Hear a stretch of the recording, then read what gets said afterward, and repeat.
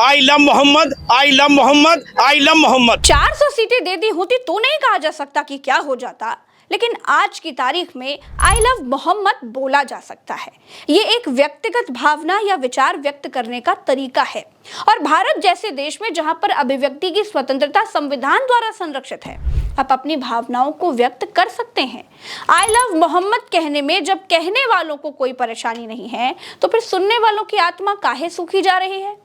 आई love Mohammad का board लगाना गलत परंपरा की शुरुआत कैसे हो गया? I love Mohammad, I love Mohammad. मैं मोहम्मद के सिद्धांत पर चलने वाला 21वीं सदी का पहला इस्लामी हूँ। 21वीं सदी का पहला इस्लामी हूँ जो मोहम्मद के बताए हुए मार्ग पर चल रहा है। जय श्री राम के नारों से आई लव मोहम्मद वालों को तो कभी तकलीफ नहीं हुई, उन्होंने कभी विरोध नहीं किया। इस देश में अजान के जवाब में हनुमान चालीसा पढ़ने वाली एक जमात ने आई लव मोहम्मद के जवाब में आई लव महादेव कहना शुरू कर दिया। ये कंपटीशन क्यों भैया?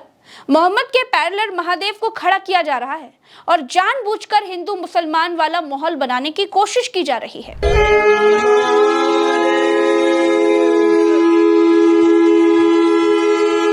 दोस्तों, कानपुर से एक चिंगारी उठी और पूरे देश में वो फैल गई। भारत में कुछ जगहों पर इसने हिंसा का रूप ले लिया, पत्थरबाजी के साथ तोड़फोड़ तक की गई। इससे दो समुदायों के बीच विवाद और तनाव बढ़ गया। इसमें एफआईआर भी दर्ज की गई। पूरा मामला क्या था उसको भी आपको समझना चाहिए। दोस्तों, कानपुर में आई लव मोहम्मद लिखा एक बोर्ड लगाया गया। एक धर्म विशेष के लोगों ने आपत्ति की और ये कहा कि यह नई परंपरा की शुरुआत है। मामला बढ़ा तो पुलिस ने इस मामले में केस दर्ज किया। दूसरे समुदाय का आरोप है कि ऐसा आई लव मोहम्मद लिखने पर किया गया। पुलिस का कहना है कि कानून व्यवस्था को भंग करने के आरोप में मामला दर्ज किया गया है।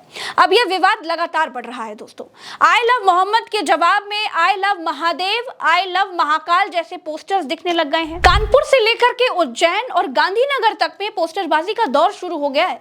इसका असर महाराष्ट्र की राजधानी मुंबई में भी देखने को मिला है। आई लव मोहम्मद पोस्टर विवाद के बाद अब गरबा पंडालों में भी आई लव महादेव कैंपेन चल पड़े हैं। मुंबई के गरबा पंडालों में आई लव महादेव के पोस्टर्स लेकर के लोग पहुंचने लगे हैं। गुजरात में भी आई लव मोहम्मद के नारे के साथ पत्थरबाजी करने की घटना सामने आई। नवरात्रि के दौरान दहगाम के बहियल गांव में हंगामा हो गया। नवरात्रि में चल रहे गरबा के दौरान पथराव से माहौल जबरदस्त बिगड़ गया। पथराव के साथ ही आगजनी की घटना को भी अंजाम दिया गया। कई वाहनों के शीशे तोड़ दिए और 2 दुकान आग में जलकर खाक हो गई। हिंसक घटना के बाद स्थानीय पुलिस हरकत में आई। दोस्तों, इन सब के बीच हमने ये जानने की कोशिश भी की कि क्या सच में जनता को, गैर मुस्लिम जनता को आई लव मोहम्मद लिखने से तकलीफ हो रही है क्या? देखिए, आई लव मोहम्मद बोलने पर इतना बवाल क्यों हो रहा है?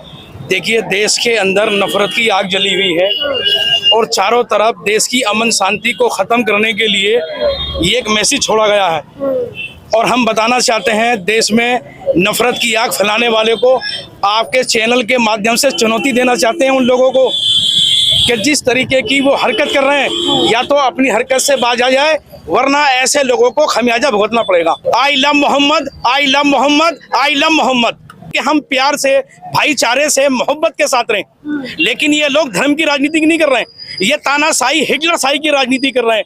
ये एक समुदाय के लोगों को डराने और धमकाने का काम कर रहे हैं और इसी वजह से कानपुर के अंदर एक व्यक्ति ने अपनी दुकान के आगे अगर आई लव मोहम्मद लिख के लगा दिया तो उन पर एफआईआर दर्ज हो गई। धिक्कार है ऐसे प्रशासन पर जो इस तरीके की घिनौनी हरकत कर रहा है। ये हमारा मौलिक अधिकार है और ये संविधान भी हमें इसकी इजाजत देता है और मेरा धर्म तो मुझे देता ही है इसकी इजाजत। वो हमारे एक ऐसे मैसेंजर है जिन्होंने ऐसा मैसेज दिया है कि लड़की को जीवित रखने का, ठीक अधिकारों का, मूल्य का, ये मनुवादी सरकार जो है ये हमारे देश में हिंसा भड़का रही है। आई लव मोहम्मद मैं कहता हूँ, यहाँ के सारे लोग कहते हैं। और उस दिन जहाँ आप खड़ी है 2 त्योहार थे, उसी दिन गणेश चतुर्थी भी थी, उसी दिन मोहम्मद साहब का जुलूस भी निकाला गया था जो उनके आगमन पर होता उनके बर्थडे पे।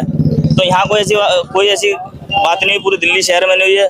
हम लोगों ने 12 बजे तक जुलूस मोहम्मद ही निकाला और 12 बजे के बाद हम एज अ वॉलंटियर सारे लोग गणपति के जुलूस में रहे, जिससे सबने मिलजुल के दोनों त्योहार बनाए। यहाँ तो कोई ऐसा नहीं हुआ। तो उत्तर प्रदेश कोई अलग ही सिस्टम चला के बैठा हुआ है। कह रहे हैं उत्तर प्रदेश में धर्म योगी जी, उत्तर प्रदेश जो है वो योगी जी का प्रदेश है और योगी जी चाहते ही नहीं योगी जी चाहते ही नहीं है कि वहाँ पर मुसलमान सर उठाकर जी सके। आई लव मोहम्मद के नामे मोहम्मद से जलने वाले, नामे मोहम्मद से जलने वाले ये क्या जानते हैं कि क्या है मोहम्मद।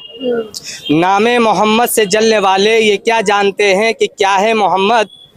दुनिया ना होती अगर ये ना होते, दुनिया ना होती अगर ये ना होते, दुनिया बनी है बनामे मोहम्मद, दुनिया बनी है बनामे मोहम्मद।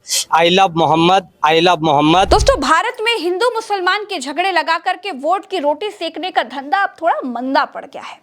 चिंगारी लगाने वालों ने चिंगारी सही लगाई, लेकिन लोगों की समझदारी ने उसे आग नहीं बनने दिया। ऐसी बातें तभी होती है जब देश में कहीं किसी हिस्से में चुनाव होने होते हैं। बिहार में चुनाव है, वहां की जनता हिंदू मुसलमान की बात ही नहीं कर रही है। वोट चोरी का मुद्दा सिर पर चढ़कर बोल रहा है। लोग चिल्ला चिल्ला कर कह रहे हैं वोट चोर गद्दी छोड़, लेकिन बिना हिंदू मुसलमान के तो वो चुनाव जीत ही नहीं पाएंगे। इसीलिए आई लव मोहम्मद के दम पर हिंदू मुसलमान करने की पूरी स्क्रिप्ट खराब हो चुकी है। बात यह भी है कि ये सब बिहार के बगल वाले राज्य में करने की कोशिश की गई। कहां, जहां के मुख्यमंत्री दंगे ना होने देने के लिए रिकॉर्ड बनाने की कोशिश कर रहे हैं। यहां के मुख्यमंत्री को हटाने की कई नाकाम कोशिशें हो चुकी हैं। दोस्तों, बंद शब्दों में कह रही हूँ, कम कह रही हूँ, आप ज्यादा समझिए, सब कुछ समझ में आ जाएगा। चलते हैं।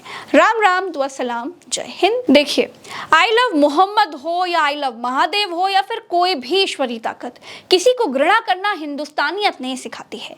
ईश्वर, अल्लाह, तेरो नाम, सबको सन्मति दे भगवान, यही तो हम जानते हैं।